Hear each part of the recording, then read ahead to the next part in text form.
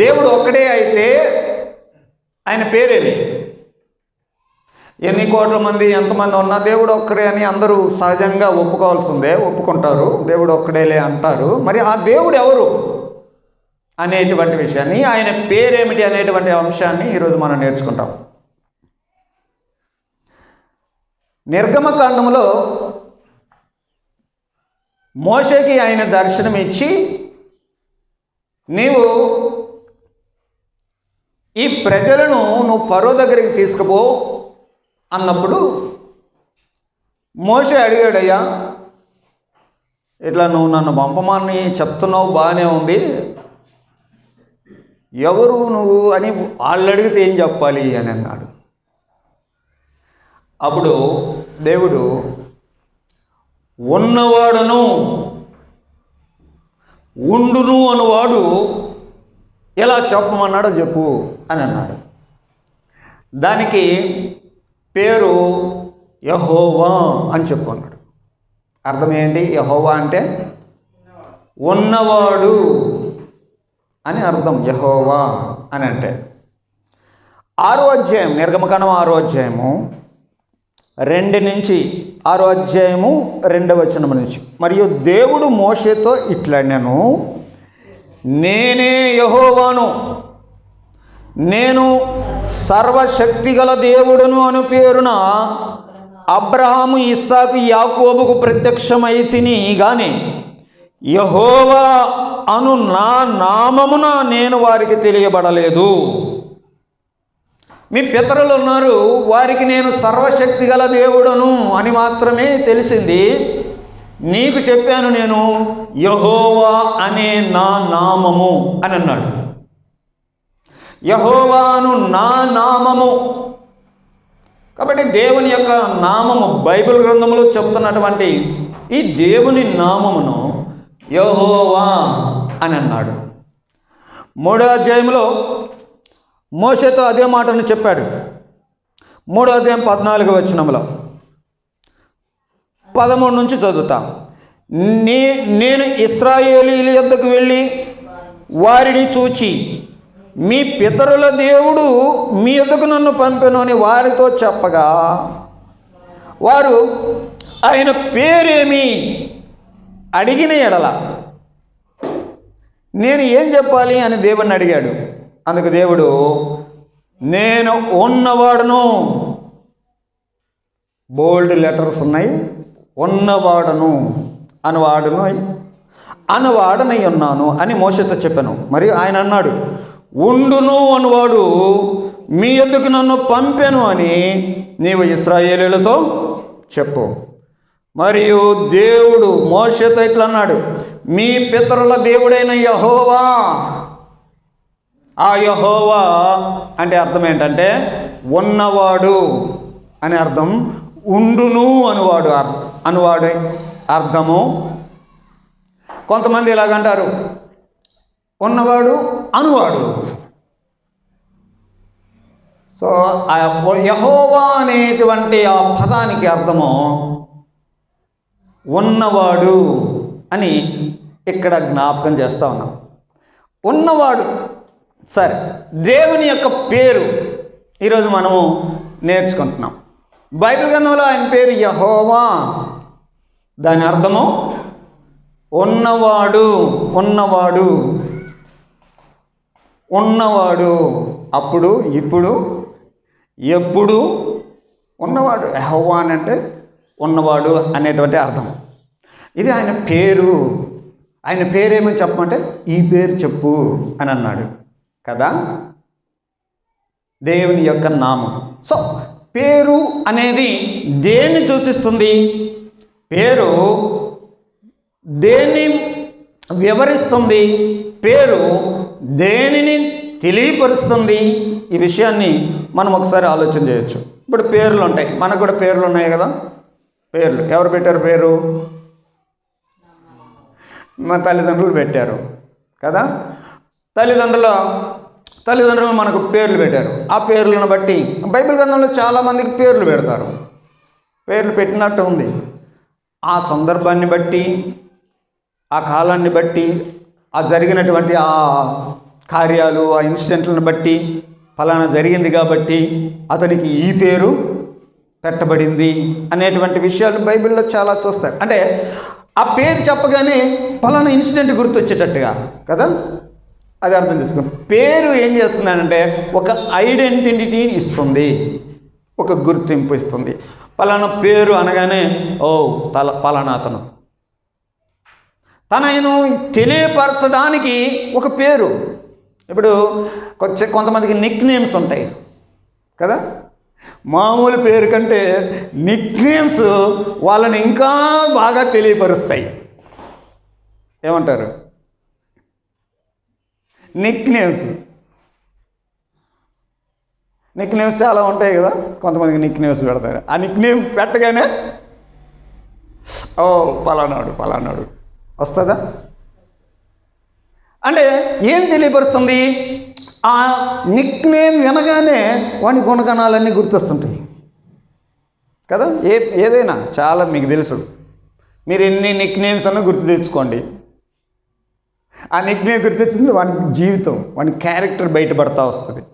కాబట్టి పేర్లు అనేవి మనల్ని తెలియపరిచే విధంగా, మనల్ని వ్యక్తపరిచే విధంగా, మనల్ని బయలుపరిచే విధంగా ఉన్నాయి కదా. ముఖ్యంగా ఈ నిక్ నేమ్స్ అనేవి ఇంకా సూటబుల్గా ఉన్నాయి అనే విషయం మీకు నేను తెలియపరిచాను. ఇప్పుడు మనము దేవుని పేరు గురించి ఆలోచన చేస్తున్నాం. దేవుని యొక్క పేరు, నీ నామము పరిశుద్ధపరచబడునుగాక. దేవుని నామము పరిశుద్ధపరచబడాలి. ఆయన నామం అంటే ఏంటి? ఆయన వ్యక్తిత్వాన్ని తెలియపరిచేది కదా. నీ నామం అంటే ఏంటి? నీ నిక్ నేమ్ అంటే ఏంటి? నీ పేరు అంటే ఏంటి? నీ యొక్క వ్యక్తిత్వాన్ని, నీ గుణగణ లక్షణం, నువ్వు ఎట్లాటోడు తెలియపరిచేది కదండి. మరి దేవుని పేరు ఏంటి?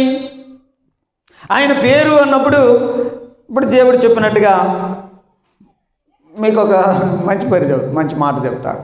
దేవుడు అనేది ఆయన పేరు కాదు, నిజమేనా? దేవుడు అనేది ఆయన పేరు కాదు మనం చదివినట్టుగా. ఎందుకనంటే దేవుడు అనేదానికి బైబిల్ గ్రంథం హెబ్రీ, గ్రీకులో నుండి వచ్చింది కాబట్టి దేవుడు అనేటువంటి పదానికి హెబ్రీలో ఎల్ అని ఉంటుంది.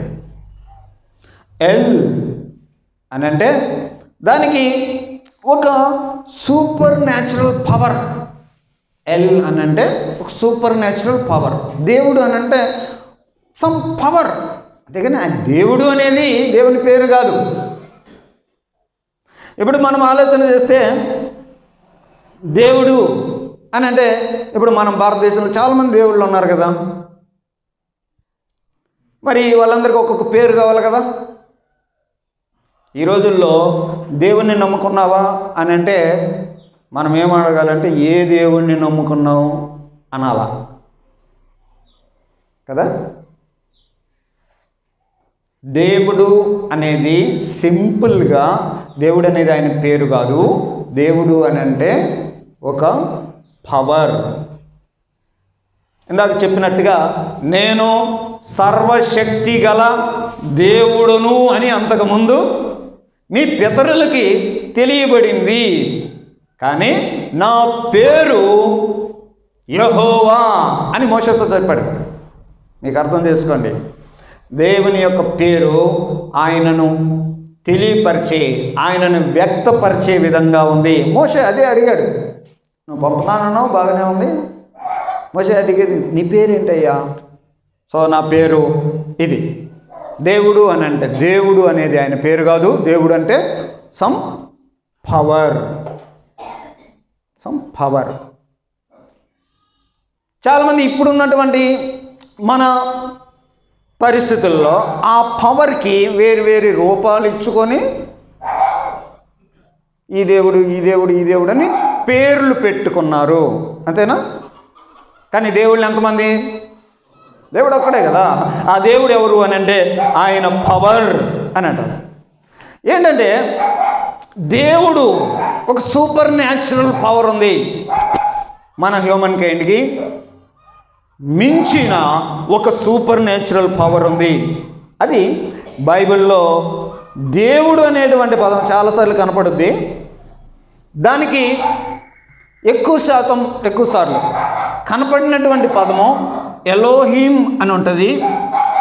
ఇవి కొంచెము హిబ్రూ, ఎందుకనంటే తెలుగు బైబిల్ మనం చదువుతున్నా తెలుగు బైబిల్ వచ్చింది హెబ్రీ గ్రీక్ భాషలో నుంచి. కాబట్టి ఆ పదాలని ఎలాగ వాడారో కొంచెం డీప్గా అర్థం చేసుకోవడానికి మూల భాషలోకి వెళ్ళాల్సిన పరిస్థితి అవుద్ది. దేవుడు అనేటువంటి పదాన్ని ఎలోహిం అనేటువంటి పదం వాడుతూ వచ్చారు. ఈ ఎలోహిం అనేది బహువచనం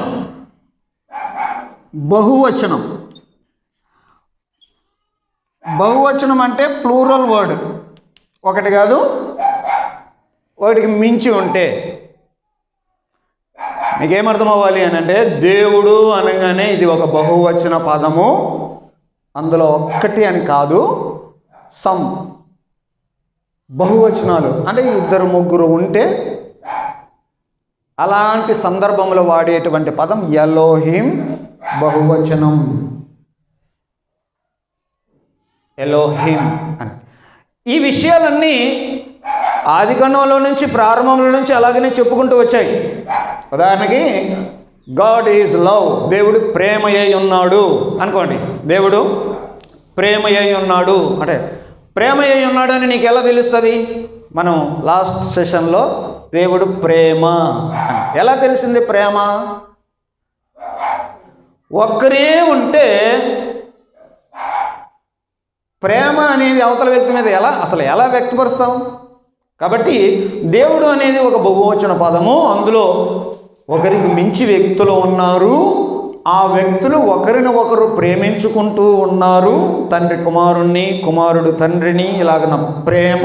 అసలు ఆ ముగ్గురు కలిసి ఉండేటువంటి ఆ దేవుడిలో ప్రేమ ఉంది. అందుకని దేవుడు ప్రేమ స్వరూపి అని బైబిల్ చెప్తుంది. ఒక్కళ్ళే ఉంటే ప్రేమ అనేది ఎలా వ్యక్తపరుస్తాం కదా? దేవుడు ప్రేమాస్వరూపి అనేటువంటి పదాన్ని. కాబట్టి ఈ ఎలోహిం అనేది ఒక ప్లూరల్ వర్డ్. దీనికి కొన్ని వచనాలు మీకు నేను చూపిస్తాను. ఆదికాండము 1వ అధ్యాయం 26వ వచనంలో దేవుడులో ఒక్కరు కాదు, అది బహువచన పదము. ఒకరికి మించి ఉన్నారు అనే పదం అర్థం చేసుకోవడానికి ఆదికాండం 1వ అధ్యాయం 26వ వచనంలో దేవుడు అన్నాడు, మన స్వరూపమందు మన పోలిక చొప్పున నరులను చేద్దాం అని అన్నాడు. కాబట్టి మనిషిని తయారు చేయక ముందు దేవుడు అంటున్నటువంటి మాట, దేవుడు అంటున్నాడు అనేను ఏమంటున్నాడు? మన అంటే ఒకళ్ళ ఇద్దరా? సో అక్కడ బహువచన పదం అనేది మనం అర్థం చేసుకోవచ్చు. 11వ అధ్యాయం రండి. 11వ అధ్యాయం 7వ వచనం. ఆదికాండం 11వ అధ్యాయం 7వ వచనంలో ఇక్కడ బాబేలు గోపురాన్ని కట్టుకుంటున్నారు. సో వీళ్ళు చాలా అతి చేస్తున్నారు వీళ్ళు అని 7వ వచనంలో గనుక మనము దిగిపోయి ఇలా చేద్దాం అని దేవుడు అంటున్నాడు. సో అక్కడ మనము దిగిపోయి అని అంటే ఒకళ్ళ ఇద్దరా? ప్లూరల్ వర్డ్ కదండి.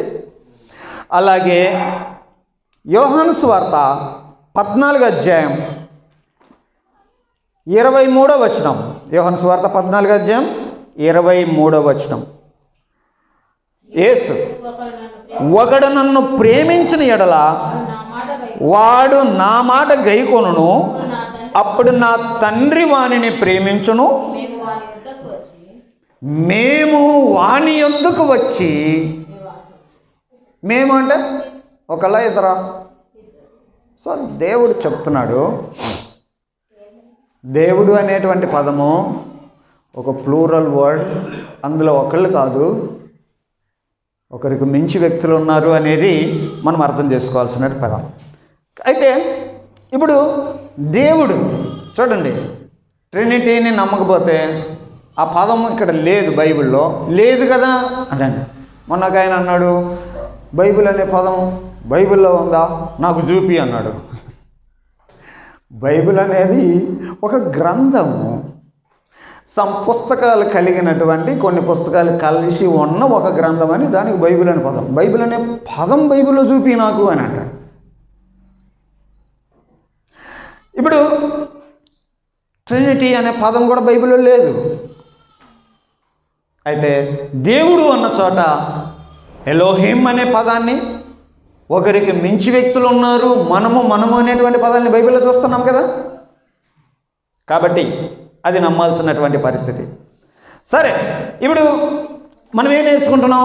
దేవుడు అనేది దేవుడి పేరు కాదు అని నేర్చుకుంటున్నాము. మరి ఆయన పేరేంటి? మోషే దగ్గర చెప్పాడు. మోషే దగ్గర చెప్పినటువంటి ఆ పదము యెహోవా అనే పదం.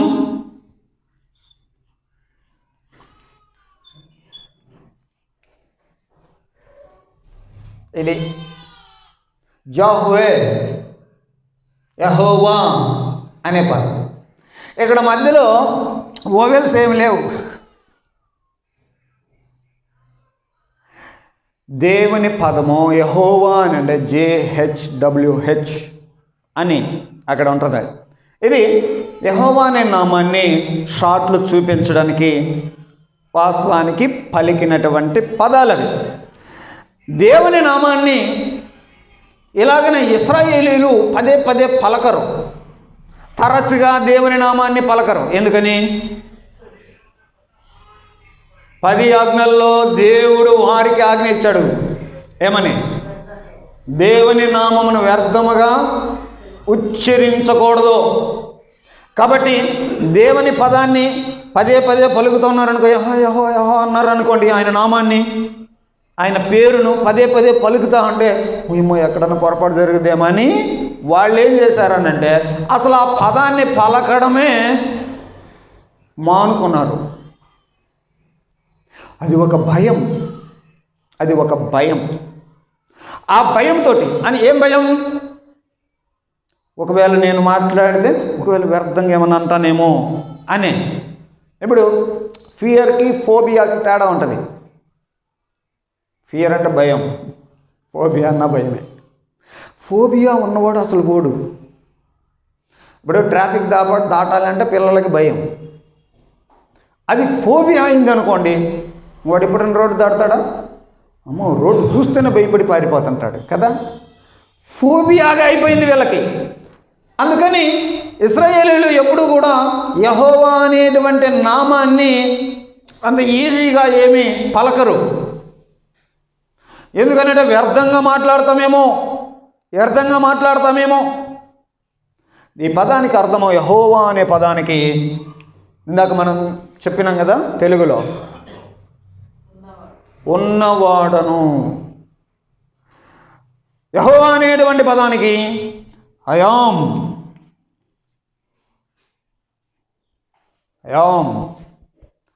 Who I'm.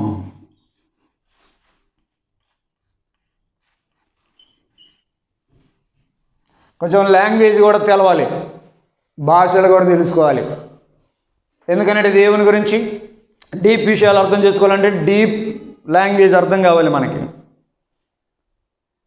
మేము తెలుగు వాళ్ళం కదా, మాకు ఇంగ్లీష్ రాదు కదా అని మీరు అనుకోవచ్చు. కానీ చెప్పినటువంటి ఆయన ఉద్దేశాన్ని అర్థం చేసుకోవడానికి, నేను ఉన్నవాడను, I am, who I am, I am what I am, I am what I will be, ఇలాగంటే ఇంగ్లీష్ పదాలు వస్తాయి. సరే, ఇక్కడ 2 కారణాలను బట్టి ఇక్కడ దేవుడు నేను ఉన్నవాడును అని అన్నాడు. నేను ఉన్నవాడును. ఒకటి, ఆయన ఏకైక దేవుడు ఆయన. సో నేనే. ఇంకా ఈ మాటల్ని మనం అర్థం చేసుకోవడానికి యెషయా గ్రంథం చూద్దాం. యెషయా గ్రంథం 46వ అధ్యాయం. యెషయా గ్రంథము 46వ అధ్యాయం 9వ వచనం.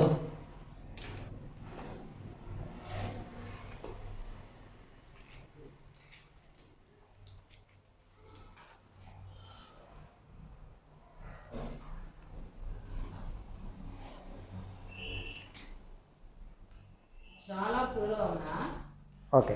చాలా పూర్వమున జరిగిన వాటిని జ్ఞాపకం చేసుకొనుడి, దేవుడను నేనే, మరి ఏ దేవుడును లేడు. నేను దేవుడును, నన్ను పోలినవాడు ఎవ్వడూ లేడు. So he is the only God. God is unique అనొచ్చు. దేవుడు ఏకైక దేవుడు, ఆయనకు సముడైన వాడు కానీ ఇంకా ఆయనకి పోటీ కానీ ఇంక ఇలాంటి ఎవరు లేరు. నేనే దేవుడిని, దేవుడు అలాగే చెప్పాడు. కాబట్టి ఆయనకు సరి అయిన వారు కానీ సమానమైన వారు కానీ ఎవరు లేరు. అందుకనే అంటున్నాడు, నేను అయాం, నేను మాత్రమే, నీలాగా కాదు, అందరిలాగా కాదు, సముడైన వాడు సాటి అయిన వాడు ఎవరు లేరు, నేను మాత్రమే అని చెప్పినటువంటి దేవుడు ఆయన. ఇక ఆయన మాత్రమే యూనిక్ గాడ్, ఆయన ప్రత్యేకమైన ఏకైకమైన వాడు. అంతేకాకుండా ఆయన సర్వ సమృద్ధి కలిగిన వాడు. ఎందుకంటే ఈ మాటలను మనం అర్థం చేసుకోవడానికి కొరింథీయులకు రాసిన 2వ పత్రిక 12వ అధ్యాయం, కొరింథీయులకు రాసిన 2వ పత్రిక 12వ అధ్యాయం 9వ వచనం, నా కృప నీకు చాలు, బలహీనత యందు నా శక్తి పరిపూర్ణమగుతుంది. సో నా కృప నీకు చాలు, నీకు ఎంత కావాలో అంత ఇచ్చేటువంటి సమృద్ధి నా దగ్గర ఉంది. అంటే ఆయనకి తక్కువ అవ్వడం కానీ, ఆయనకి ఏదన్నా ఎక్కువ అవ్వడం కానీ ఇలాంటివన్నీ ఆయనకి ఏమీ ఉండవు. ఆయన నుండి ఏమైనా తీసేయాలని కానీ, ఆయనకి ఏమన్నా కలపాల్సిన అవసరం కానీ, ఆయన దగ్గర నుండి ఏదన్నా తీసేయాల్సిన అవసరం కానీ ఇట్లాంటివన్నీ ఏమి లేవు. ఆయన సర్వ సమృద్ధి కలిగినటువంటి వాడు. అంతేకాకుండా దేవుడు మార్పు లేనివాడు. మలాకీ గ్రంథం 3వ అధ్యాయం 2వ వచనంలో, మలాకీ గ్రంథం 3వ అధ్యాయం 2వ వచనం చదువుతున్నాను. అయితే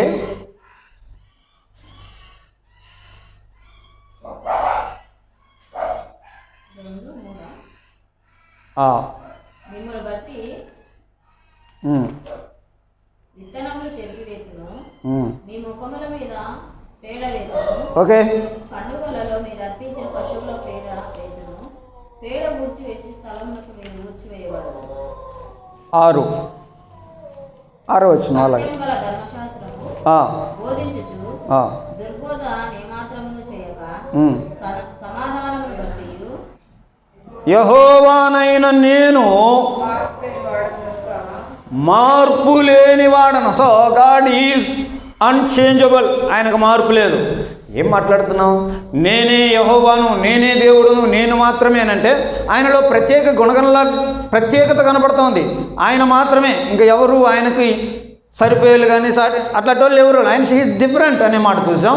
ఆయనకి కలపాల్సిన అవసరం కానీ, ఆయన దగ్గర నుండి తీసేయాల్సిన విషయాలు కానీ ఏమీ లేవు అనే విషయం చూసాము. ఆయన ఇంకా మార్పు లేనివాడు అని చూసాము. ఇంకా బైబిల్ గ్రంథం ఏం చెప్తుంది అని అంటే దేవుడు పరిశుద్ధుడు అని చెప్తుంది. ఈ పదం ఎక్కడ లేదు. ఇంకా దేవుడు పరిశుద్ధుడు. సో గాడ్ ఈజ్ హోలీ, దానికి వచనం మనకు తెలుసు. Okay, God is eternal. కీర్తన 90లో 2వ వచనం చూస్తాం. కీర్తన 90వ కీర్తన 2వ వచనం, 2వ చరణం. పర్వతములు పుట్టకమునుపు, భూమిని లోకమును నువ్వు పుట్టింపకమునుపు, యుగ యుగములు నీవే దేవుడు. అంతే, యుగ యుగం, ఏ యుగం అన్నా కానీ ఆయనే దేవుడు. కాబట్టి దేవుని యొక్క నేను ఉన్నవాడును అని చెప్పడంలో అర్థం ఏంటి చూడండి. నేను ఉన్నవాడుని అనేటువంటి ఆ దేవుడు ఎలాంటి వాడు? ఆయన ఏకైక దేవుడు, ఆయన మాత్రమే దేవుడు. ఆయనకి కలపాల్సినవి తీసేయాల్సినవి ఏం లేవు. ఆయనలో మార్పు లేదు. ఆయన పరిశుద్ధుడు. ఇంకా ఆయనే యుగ యుగాలు ఆయనే నిత్యత్వం కలిగిన దేవుడు. మనము నిత్యుడైనటువంటి దేవుడు అని మనము ఆల్రెడీ నేర్చుకున్నాం కదా. కాబట్టి ఈ పదములో మనము అర్థం చేసుకుంటే ఉన్నవాడును అన్నాడు యెహోవా అని దేవుడు చెప్పాడు కదా. ఆ యెహోవా ఎలాంటి వాడు అనేటువంటి విషయాలు చూసాం కదా కొంత. అయితే యెహోవా అంటే ఉన్నవాడు అని అర్థం. దీనికి బైబిల్ గ్రంథం ఏం చెప్తుంది అంటే ఉన్నవాడు అంటే అర్థమైందా? ఏది ఇందాక మనం మాట్లాడుకున్నా ఆయన మాత్రమే కలిగిన ఏకైక దేవుడు అని అర్థమైద్దా? యెహోవా అంటే అర్థం కాల. యెహోవా అనగానే నేను మార్పు లేనివాడు అని అర్థమైందా? యెహోవా అనగానే ఈయన యుగయుగాలు ఉండే దేవుడు అని అర్థమైద్దా?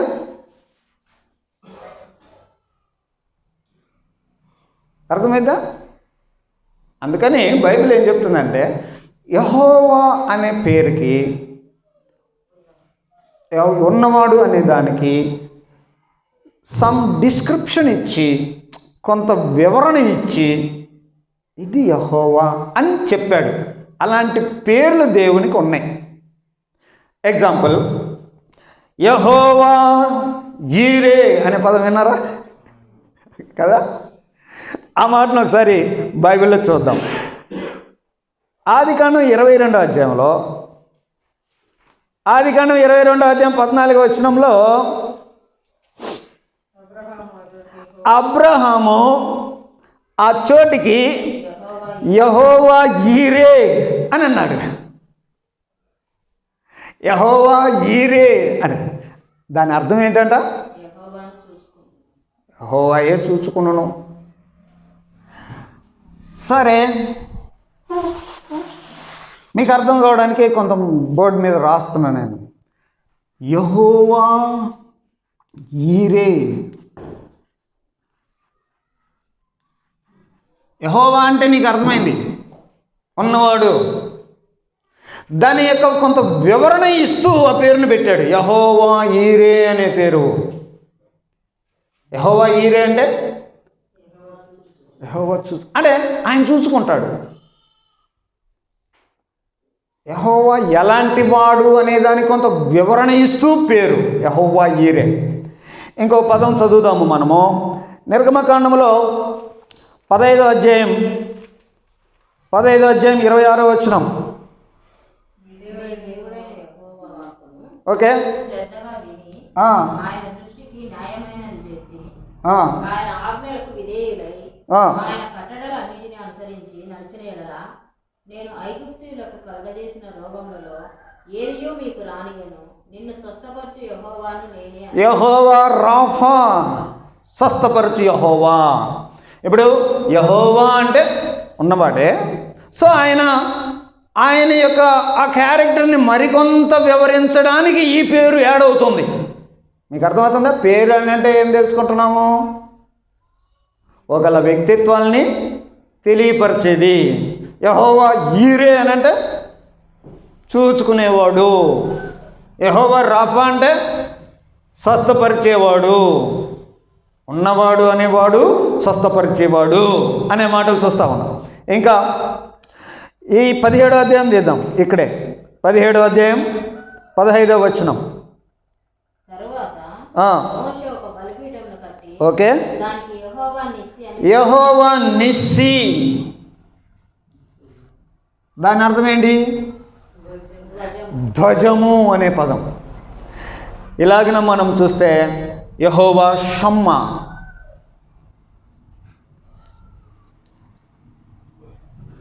ఇది యెహెజ్కేలు గ్రంథం 48వ అధ్యాయం 35వ వచనం. యెహెజ్కేలు గ్రంథం 48:35లో రాసుకుంటున్నారు కాబట్టి ఆ రెఫరెన్స్లు చెప్తున్నా. ఇంకా యెహోవా షాలోమ్. న్యాయాధిపతుల గ్రంథం, న్యాయాధిపతులు 6వ అధ్యాయం 24వ వచనం.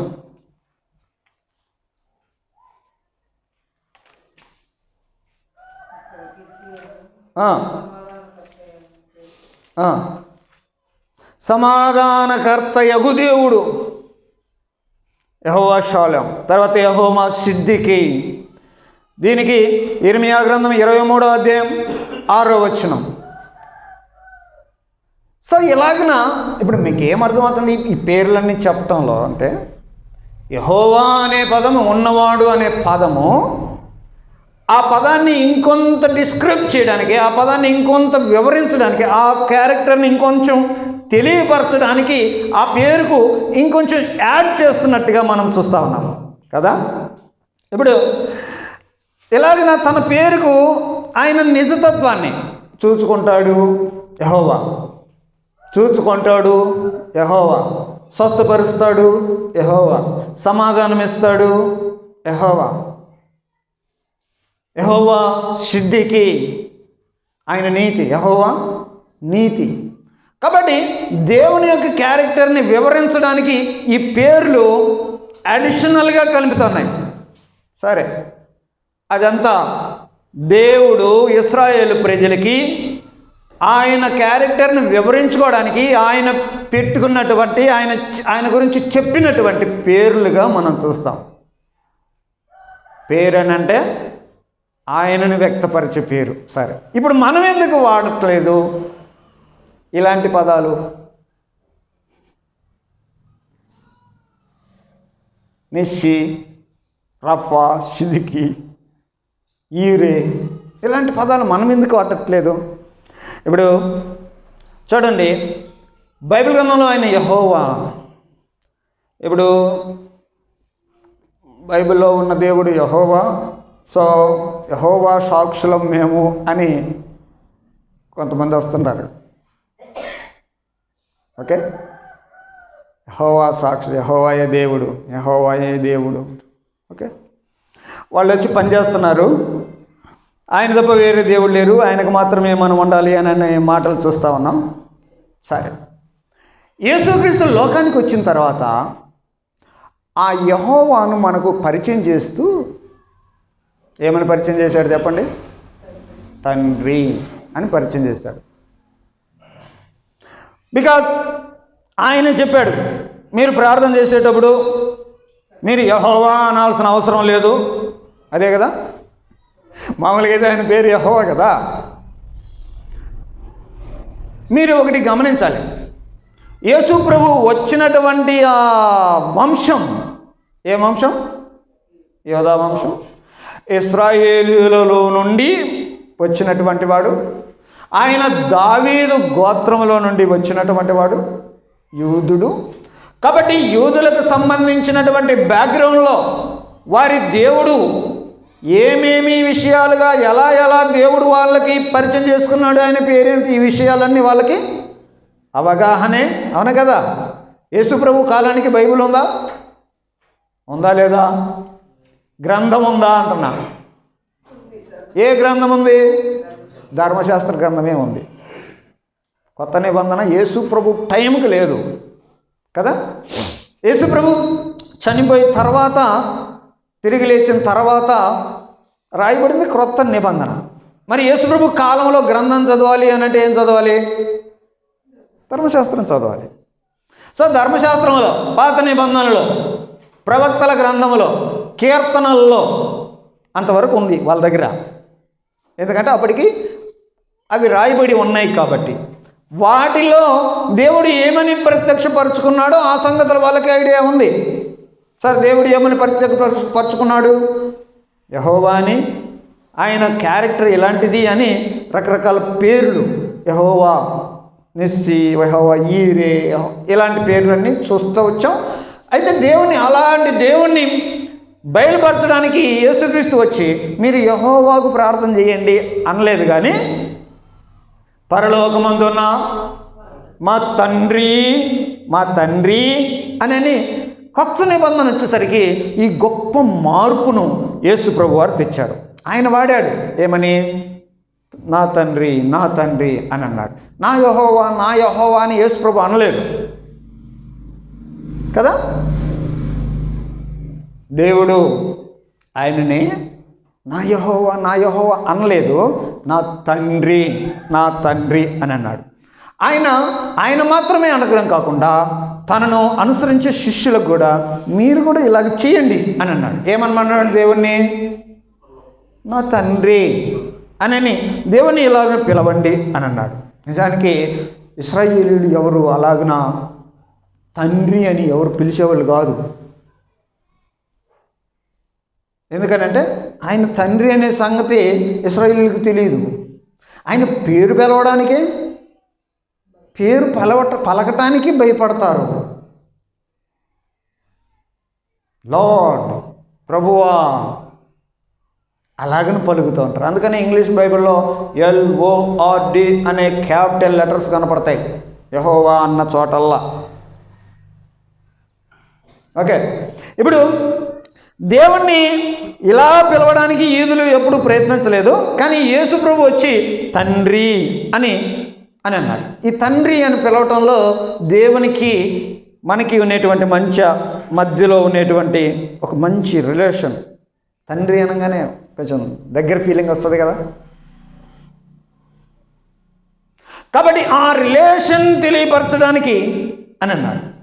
దానికంటే ముఖ్యంగా దేవుణ్ణి పరిచయం చేయడానికి యేసు ప్రభు వారు ఇంకా ఆ దేవుణ్ణి పరిచయం చేయడానికి ఆయన క్రొత్త నిబంధనలో యెహోవా అని ఎందుకు లేదు? దేవుడి గురించే కదా కొత్త నిబంధన కూడా ఉంది. దేవుని గురించే కదా, ఆ దేవుడే కదా. అయితే కొత్త నిబంధనలో దేవుడి పేరు యెహోవా అనే పదాన్ని ఇక్కడ కనపడదు మనకి. ఉందా? కొత్త నిబంధనలు యెహోవా అని ఉంటుందా? చూసారు ఎక్కడన్నా?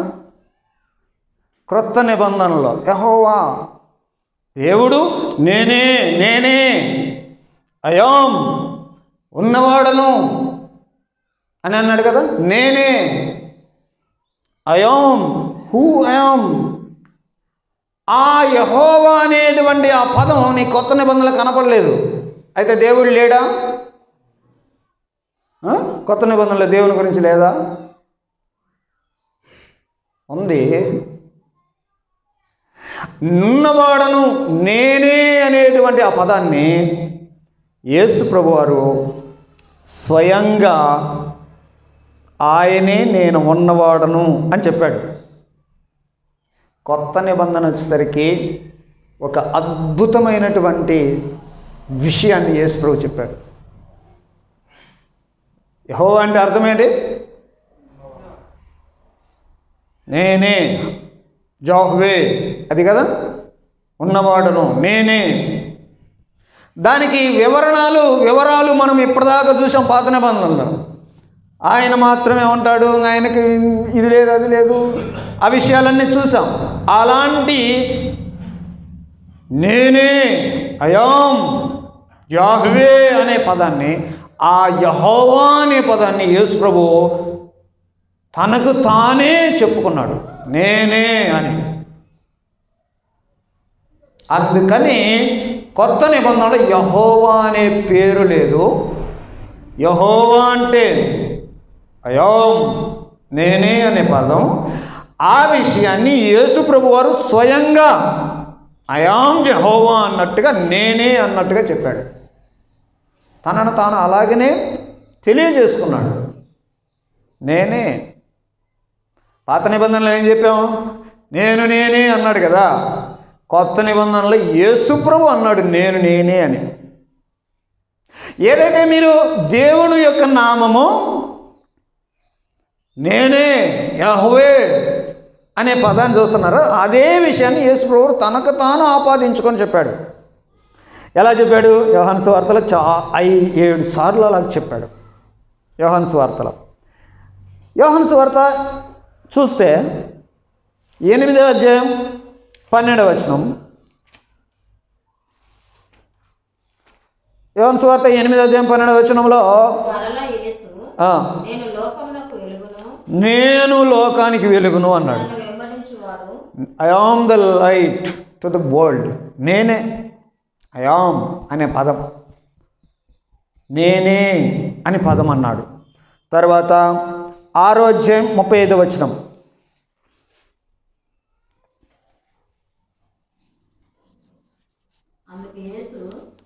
యేసు ప్రభు అన్నాడు నేనే. 7 సార్లు అని ఇక్కడ రాస్తున్నా, అవన్నీ మనం చూస్తున్నాం. యేసు ప్రభు అన్నాడు నేనే, నేను జీవాహారము నేనే జీవాహారం అన్నాడు. 10వ అధ్యాయం 11వ వచనంలో ఓకే తెలుసు ఇది, నేను మంచి కాపరిని అన్నాడు. 11వ అధ్యాయం 25వ వచనంలో పునరుద్ధానమును జీవమును నేనే అన్నాడు. 14వ అధ్యాయం 6వ వచనంలో నేనే మార్గం సత్యం జీవం అన్నాడు. తర్వాత 15వ అధ్యాయంలో నేను నిజమైన ద్రాక్షవల్లిని అన్నాడు. 10వ అధ్యాయం 9వ వచనంలో నేనే ద్వారమును అన్నాడు. నేనే నేనే నేనే నేనే నేను తప్ప వేరొకరు లేరు అని కదా అర్థం అండి. ఇప్పుడు మీరు కాంటెక్స్ట్లోకి రండి. పాత నిబంధనలో ఇశ్రాయేలులకు దేవుడు నేనే నేనే నేను తప్ప అనేటువంటి ఆ పదాన్ని యేసు ప్రభువారు నేనే నేనే నేనే అంటే అర్థమేంటి? నేను తప్ప ఇంకా వేరే లేదని కదా. అయాం అయాం అయాం అనేటువంటి పదాన్ని. ప్రియమైన దేవుని పిల్లారా, ఇక్కడ ఆయన నేనే అని ఎప్పుడైతే ఆయన చెప్పాడో ఈ యోధా జనమును చూసావు, నేనే అంటావా? ఆ పదం ఎవరికి సంబంధించింది? దేవునికి సంబంధించింది. అంటే నేనే అంటావా అంటే దేవుణ్ణి అని చెప్పుకుంటావా నువ్వు అని వెంటనే యేసుప్రభుని చంపడానికి ప్రయత్నం చేశారు. యేసుప్రభుని ఆయన ఎప్పుడైతే నేనే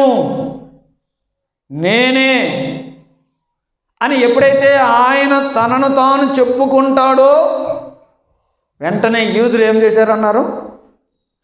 చంపడానికి ప్రయత్నం చేశారు. ఎందుకు అలా చేశారు చెప్పండి? వాళ్ళకి తెలుసు అది నేను మాత్రమే అనగలిగిన వారు ఎవరు? దేవుడు మాత్రమే. అంటే నువ్వు దేవునికి సమానం చేసుకుంటావా? దేవదూషణ చేస్తావా? చూసారా? యేసుప్రభుని ఎందుకు చంపారు వాళ్ళు? ఎందుకు చంపారు? సిలువ వేసింది ఎందుకు? ఆయన మీద మోపబడిన నేరం ఏంటి? దేవదూషణ చేస్తున్నాడు. విన్నారు కదా మీరు? చూసారా? ఇప్పుడు ఇక చూద్దాం. 8వ అధ్యాయంలో చూడు. 8వ అధ్యాయంలో 58వ వచనం చూద్దాం. 58వ వచనం.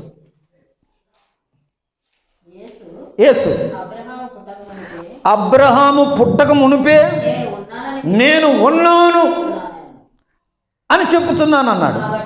కాబట్టి వారు ఆయన మీద రాళ్ళు రువ్వ ఎత్తిరి చంపాలనుకున్నారు. వినండి. ఇప్పుడు ఆయన ఏమన్నాడు? అబ్రహాము కంటే ముందే, అబ్రహాము పుట్టక ముందే నేను ఉన్నాను అని అన్నాడా? సో ఈ పదం ఎవరికి సంబంధించింది? ఉన్నవాడు అని అంటే అర్థం ఏంటి? యెహోవే కదా. నేను ఉన్నవాడును అని అన్నాడు దేవుడు అని అంటే యేసుప్రభు ఏమంటున్నాడు? నేను అబ్రహాము పుట్టక మునుపే నేను ఉన్నాను అని అంటున్నాడు. అంటే యూదులకు అర్థమైపోయింది. ఏమర్థమైపోయింది? ఉన్నవాడుని అంటావా నువ్వు? యెహోవా అంటావా నువ్వు? యెహోవే అంటావా నువ్వు? మీకు అర్థమవుతుందా అండి? ఇంత మాట అంటావా? నిన్ను బతకనీయకూడదు అని అంటే ఏం చేస్తున్నారు? రాళ్ళు తీసుకొని చంపటానికి చూశారు. మీరు చూడండి, ఎప్పుడైతే యేసుప్రభు వారు అయాం యెహోవే అనేటువంటి పదాన్ని, నేను దేవుడని, నేనే నేనే నేనే అనేటువంటి పదాలు ఎప్పుడైతే ఆయన ట్రై చేశాడో అప్పుడు చంపడానికి చూశారు. చాలా సందర్భాల్లో ట్రై చేశారు. ఇప్పుడు చూడండి, లూకా సువార్త 4వ అధ్యాయంలో, లూకా సువార్త 4వ అధ్యాయము 16 నుండి చదివితే ఇక్కడ స్టోరీ మీకు అర్థమవుద్ది. ఆయన తాను పెరిగిన నజరేతుకు వచ్చాడు. అక్కడ బైబిల్ తీసుకొని చదవడానికి నిలబడి దాన్ని చదివాడు, కూర్చున్నాడు. తర్వాత 21 నుంచి సమాజ మందిరంలో ఉన్న వారందరినీ ఆయన తేరి చూడగా ఆయన అన్నాడు, ఇలాగ తేరి చూసి అందరినీ, కూర్చున్న వాళ్ళందరినీ చూసి అక్కడ ఏమన్నాడు? నేడు మీ వినికిడిలో ఈ లేఖనము నెరవేరుతున్నది అని అన్నాడు. ఓకే, ఇంకా అట్లా చదువుకుంటూ వెళ్తే అందరూ ఆయన గురించి సాక్ష్యం ఇస్తూ ఆశ్చర్యపడ్డారు. ఇట్లా జరిగింది. ఇలాగన కిందకు వస్తే తీసి 29 ఆగ్రహంతో నిండుకొని 28 సమాజ మందిరంలో ఉన్న వారందరూ ఆ మాటలు విని ఆగ్రహంతో నిండుకొని లేచి ఆయనను పట్టణము నుండి వెళ్ళగొట్టి ఆయనను తలకిందులుగా పడదోయవలనని కొండ మీదకి తీసుకుపోయి చంపాలని చూశారు. నేనే ఆయనను అని ఎప్పుడైతే ఆయన చెప్పుకుంటాడో చంపడానికి ప్రయత్నం చేశారు. నేను జీవాహారం, నేనే అనే మాట ఎప్పుడైతే అన్నారో చంపడానికి చూశారు. అబ్రహాం కంటే ముందు నేను ఉన్నవాడని అనగానే చంపడానికి. ఎందుకు చంపడానికి చూశారు అని అంటే ఆ పదము మానవులకు సంబంధించింది కాదు, అది దేవునికి సంబంధించింది. యెహోవా అనే పదము ఆయనకు సంబంధించింది. యేసు ప్రభు ఏమంటున్నాడు? అయాం అంటున్నాడు. హెబ్రీలో ఏమనొచ్చు? యెహోవా అంటున్నాడు, నేనే అంటున్నాడు. అదే మీనింగ్. కొత్త నిబంధనలో యెహోవా అని ఎందుకు లేదు? మీకు అర్థమవుతుందా? ఆ స్థానము యేసు ప్రభు నేను అంటున్నాడు కదా, అది మీరు అర్థం చేసుకోవాలి. ఇలాగన నేను అని ఆయన ఎప్పుడైతే సంబోధించాడో అది అర్థం చేసుకునేటువంటి యూదులు వెంటనే ఆయనని చంపటానికి చూశారు అనే మాటలు చూస్తాం. ఇప్పుడు అంతేకాదు, ఆయనకు సిలువ వేసేటువంటి కారణం కూడా అది. ఆయన నేను అని 3 సార్లు చెప్పాడు.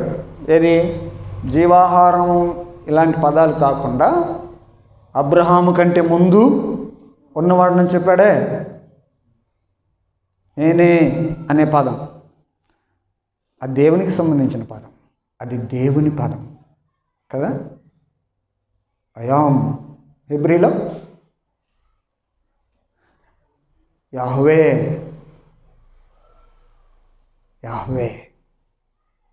అయాం, నేనే. 3 సందర్భాలు చదువుతా. ఒకటి ఇప్పుడు మనం చదివాను, అబ్రహాము కంటే ముందే ఉన్నవాడిని అనగానే ఆయన్ని చంపటానికి చూశారు. గెత్సెమనే తోటలో 18వ అధ్యాయం, యోహాను సువార్త 18వ అధ్యాయం, యోహాను సువార్త 18వ అధ్యాయం 6వ వచనంలో ఆయన నేనే అని అన్నాడు. నేనే ఆయనను అని వారితో చెప్పగా వారు వెనుకకు తగి నేల మీద పడ్డారు, భయపడ్డారు. నేనే. ఇంతకీ వీళ్ళు ఎవరు తెలుసా? వీళ్ళు దేవాలయపు సైనికులు, టెంపుల్ గార్డ్స్. వీళ్ళు వచ్చిన వాళ్ళు గెత్సెమనే తోటలో ఆయన పట్టుకోవడానికి వచ్చింది రోమా సైనికులు కాదు. ఏ సైనికులు? దేవాలయపు కానీ సైనికులు. దేవాలయానికి సెక్యూరిటీ ఉంటారు కదా, దేవాలయం భద్రతా సిబ్బంది ఉంటుంది కదా, వాళ్ళు వచ్చింది. దేవాలయం భద్రతా సిబ్బంది అని అంటే యూదులా కాదా? యూదులే. సో యూదులకు దేవుడు ఇలాంటి అర్థమైందా? యూదులకి యెహోవా అంటే తెలుసా? ఇప్పుడు యేసు ప్రభు నేనే అనగానే వాళ్ళు ఇచ్చిన రియాక్షన్ ఏంటి? నేల మీద పడ్డారు. అది ఆ యోధా లాంగ్వేజ్ అర్థమైతే యేసు ప్రభు యెహోవా అనే విషయం అర్థమైంది. వాళ్ళకి అర్థమైంది. నేను యెహోవాని అనగానే చెప్పిన ప్రతిసారి చంపాలనుకున్నారు. ఎందుకు చంపాలనుకున్నారు? యెహోవా అంటావా నువ్వు? అయామంటావా? నేనే అంటావా? ఆ మాట నువ్వు అనకూడదు. అది చంపడానికి కారణమైంది. తర్వాత ఆయన్ని తీసుకొని వచ్చారు. మార్కు సువార్త 14వ అధ్యాయం, మార్కు సువార్త 14వ అధ్యాయం 62వ వచనం చదివితే, మార్కు సువార్త 14వ అధ్యాయం 62వ వచనం, యేసు అవును నేనే అని అన్నాడు. నేనే. మీరు మనుష్య కుమారుడు సర్వశక్తిమంతున కూర్చుండుటయు, కుడిపార్శాన కూర్చుండుటయు, ఆకాశం మేఘారూఢుడై వచ్చుటయు చూస్తారు. నేనే, ఆయన నేనే, అయాం యెహోవా అనగానే ఇతని రియాక్షన్ చూడండి. ప్రధాన యాజకుడు తన వస్త్రాలు చింపుకొని, ఇక మనకు సాక్షులతో పనేముంది, ఇదిగో అంటున్నాడు నేనే యెహోవా అని అంటున్నాడు, నేనే అంటున్నాడు, అయాం అంటున్నాడు, యెహోవా అంటున్నాడు, ఇంకేం పనింది, వేసేద్దాం, సిలువేసేద్దాం, చంపేద్దాం అంటున్నాడు. మీకు అర్థమైందండి?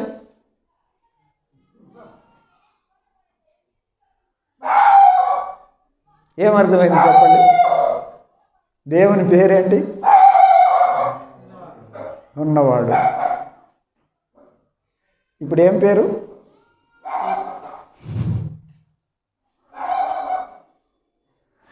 దేవుడు యేసుక్రీస్తు అనే విషయాన్ని అర్థం చేసుకోవాలి. ఆయన పేరు యేసు. ఆయన నేనే అన్నాడు. ఆ దేవుణ్ణి స్వయాన భూలోకానికి తీసుకొని వచ్చి, దేవుడు అని అంటే బహువచనం, సమ్ పవర్. దేవుడు అనేది పేరు కాదని చెప్పాను కదా. దేవుడు అనేది పేరు కాదు. There is something super natural power. మరి ఆ పవర్, ఆ దేవుడు, ఆయన పేరేంటి అన్నాం. బైబిల్ గ్రంథంలో ఆయన పేరేంటో చూసుకుంటూ వచ్చాం. పేరు దేన్ని సూచిస్తుంది అని అంటే ఆయన యొక్క వ్యక్తిత్వ గుణ లక్షణాలని సూచిస్తుంది అని చూసాం. కాబట్టి దేవుని యొక్క ఆ విషయాన్ని ఒక పేరు వ్యక్తపరచాలి అని అంటే ఈ రోజున వాడుతున్నటువంటి, ఈ రోజున మనము ఎరగవలసిన, తెలుసుకోవలసిన ఆ దేవుని పేరు ఏంటంటే ఈయనే చెప్తున్నాడు కదా. ఏం పేరు? యేసు. యేసుక్రీస్తు దేవుని యొక్క పేరు. ఇప్పుడు మీకు అర్థమైంది ఇదేంటయ్యా, యేసు అయాం అయాం. చూడండి, ఇలా ఇంతే కదా. ఆయన చాలాసార్లు అన్నాడు నేనే అల్ఫా ఒమేగా, నేనే. ఈ పదము యెషయా గ్రంథంలో చూస్తాం. 41వ అధ్యాయం 4వ వచనంలో నేనే ఆది అంతము లేనివాడు నేనే అని అన్నాడు. యేసు ప్రభు ఏమన్నాడు? ప్రకటన గ్రంథం 1:8లో అంటే యెహోవా నేను అన్నట్టేనా? నేనే అనే పదమే యెహోవా. అంతకుమించి ఏం చెబుతాం? ఈయన నేనే అన్న ప్రతిసారి హెబ్రీ పదం ఏమన్నట్టు అర్థం? యెహోవా అన్నట్టు కదా. అయాం యెహోవా అన్నట్టు కదా. అయాం అన్నాడంటేనే అది ఇంగ్లీష్ పదం, నేనే తెలుగు పదం, యెహోవా హెబ్రీ పదం. అంతకుమించి ఏం అర్థం చేసుకోవాలా? దీంట్లో కన్ఫ్యూజన్ ఏముంది కదా. ఇప్పుడు అర్థం చేసుకోవాల్సిన విషయము, యేసు ప్రభు వారు అన్నారు యెహోవా సాక్షుల మాదిరి మేము యెహోవా సాక్షులు కదయ్యా. ఇప్పుడు ఉండాల్సింది ఏ సాక్షులు? యేసు ప్రభు అన్నాడు అపోస్తల కార్యం 1వ అధ్యాయం 8వ వచనంలో మీరు పైనుండి శక్తి పొందుతారు, మీరు నాకు శిష్యులై ఉంటారు, నాకు సాక్షులై ఉంటారు అని అన్నాడు. ఎవరికి సాక్షులై ఉండాలా? యెహోవా సాక్షులా? యేసు సాక్షులా? యేసు సాక్షులు. సో దేవుని పేరేంటి ఇప్పుడు? యేసు ప్రభు అంటే యేసుక్రీస్తు. ఇది మనం అర్థం చేసుకోవాల్సిన విషయం. చూడండి, బైబిల్ గ్రంథంలో అప్పటి నుంచి మీరు నాకు సాక్షులై ఉంటారు అని అంటే వాళ్ళు ఎవరికి సాక్షులుగా ఉన్నారు? యెహోవాకు సాక్షులా? యేసుకు సాక్షులా? యేసుకే సాక్షులు. వాళ్ళు యెహోవాను ప్రకటించారా? యేసును ప్రకటించారా? యేసునే ప్రకటించారు. దేవుణ్ణి కదా ప్రకటించాల్సింది. ఏమంటారు? సో దేవుడు యేసు అన్నమాట. అందుకని యేసును ప్రకటిస్తూ వచ్చారు కదా. ఆరు యేసునే ప్రకటించారు.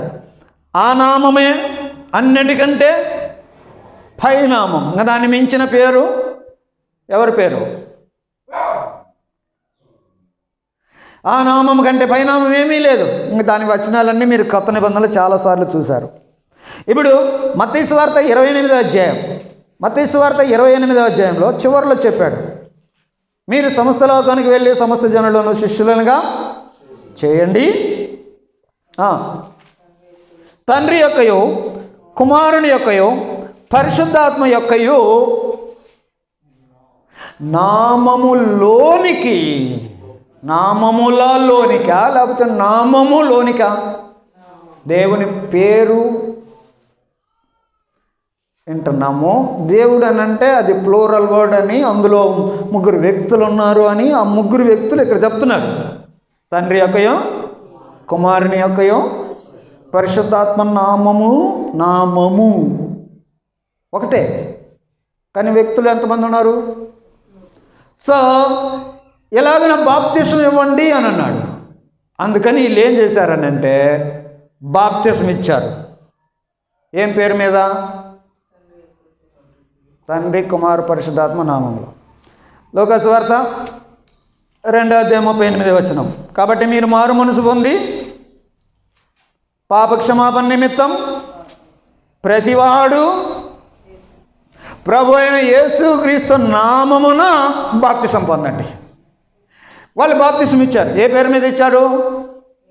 లేచి యేసు నామంలో బాప్తిసం పొంద అన్నట్టు అంటున్నారు. అంటే యేసు నామం అనగానే అర్థమైంది ఏమిటి? వాళ్ళకి తండ్రి, కుమారు, పరిశుద్ధాత్మలు ఉన్నారు, ముగ్గురు ఉన్నారు. వాళ్ళ పేరులోనే నేను ఇస్తున్నాను. ఇది కదండి మీనింగ్. యేసు ప్రభు స్వయంగా చెప్పాడు, తన శిష్యులు అదే చెప్పాడు. శిష్యులు ఎప్పుడు యేసు ప్రభువును యెహోవాను ప్రకటన చేయలేదు, దేవుని ప్రకటన చేస్తున్నారు కదా. అది ఏ పేరున ప్రకటన చేస్తున్నారు? వారు దేవుని నామాన్ని హెచ్చిస్తున్నారు. ఏ పేరుని హెచ్చించారు? వారు దేవుని నామమున బాప్తిసం ఇచ్చారు. ఏ పేరుని ఇచ్చారు? దేవుని నామమున స్వస్థతలు చేశారు. ఏ నామములు స్వస్థతలు చేశారు? యేసు నామం. ఇప్పుడు దేవుని నామం ఏంటి? యేసు ప్రభు అండి. అది తెలుసుకోవాలి. ఇది అర్థం చేసుకోవడానికి ఇక్కడ ఉన్నటువంటి వీళ్ళ విషయాలన్నీ మనకు అర్థం కావాలి. యూదులకు అర్థమైంది, ఆయన నేనే అనగానే ప్రతిసారి చంపారు. వారికి అర్థమైంది, ఈయన దేవుడు అంటున్నాడు అయ్యా కదా. కాబట్టి కొత్త నిబంధన సంఘం ఏర్పడినప్పుడు దేవుడు ఎవరో, దేవుని నామం ఏంటో క్రైస్తవులకు అర్థమైందా? దేవుడు యెహోవా అని అన్నారా? దేవుడు అనగానే కొత్త నిబంధన క్రైస్తవులు ఏ పేరు చెప్తారు? ఇప్పుడు ఏ పేరు చెప్పాలా? అంతే. అయితే ఇది మనం అర్థం చేసుకోవాల్సింది. కాబట్టి ఇప్పుడు నువ్వు యేసు నామము అనగానే ఆ నామంలో తండ్రి ఉన్నాడా? కుమారుడు ఉన్నాడా? పరిశుద్ధాత్ముడు ఉన్నాడా? యేసు దేవుడు అనగానే ఇప్పుడు యేసు యొక్క తండ్రి అక్కడ కనపడతాడా? యేసు యొక్క ఆత్మ అక్కడ కనపడుతుందా? యేసు కనపడతాడా? సో యేసు నామములో దైవత్వం అంతా ఉంది. ఆ నామమే ఇప్పుడు మనల్ని రక్షించేది. ఈ నామము తప్ప ఏ నామము రక్షణ లేదు. దేవుని నామం ఇప్పుడు యేసుక్రీస్తు. మీ మైండ్లో ఉన్న డాక్ట్రినల్ కన్ఫ్యూజన్స్ అన్నీ పోయింటాయి అనుకుంటాయి కదా. యేసు దేవుడు కాదు అని ఎవరైనా నీ దగ్గరికి వస్తే ఏం చెప్పాలా? ఆయన దేవుడు అని చెప్పాలా. ఎందుకనంటే దేవుడు కాదు అనే బోధలు మీ దగ్గరికి చాలా వస్తాయి. చాలామంది సిద్ధాంతాలు తీసుకొని వస్తారు. యేసు దైవత్వాన్ని అంగీకరించిన వాళ్ళు చాలామంది వస్తారు. కానీ బైబిల్ అంతా ఆయన దైవత్వాన్ని సూచిస్తుంది కదా. రోమీయులకు రాసిన పత్రిక 9:16 ఆయన సర్వాధికారి అయిన దేవుడు. తిమోతికి రాసిన పత్రిక, తీతు పత్రికలో 3 మహాదేవుడు, మన రక్షకుడు. ఈ పదాలు యేసు ప్రభు గురించే చెప్పింది. హెబ్రీయులకు రాసిన పత్రిక, నా దేవా, దేవుడు. తోమా అన్నాడు, నా ప్రభువా, నా దేవా. పాట పాడావు ఇందాక కదా. యేసు దైవత్వాన్ని కాదనడానికి మనం ఎవరు అనకూడదు, తప్పు. యేసు నామం అనగానే టోటల్ గాడ్ హెడ్ అంతా అక్కడ ఉంది. ఆ నామం హెచ్చించబడాలి, ఆ నామం పూజించబడాలి, ఆ నామమే మహిమపరచబడాలి. అది దేవుని నామం. ప్రార్థన చేసుకుందాం.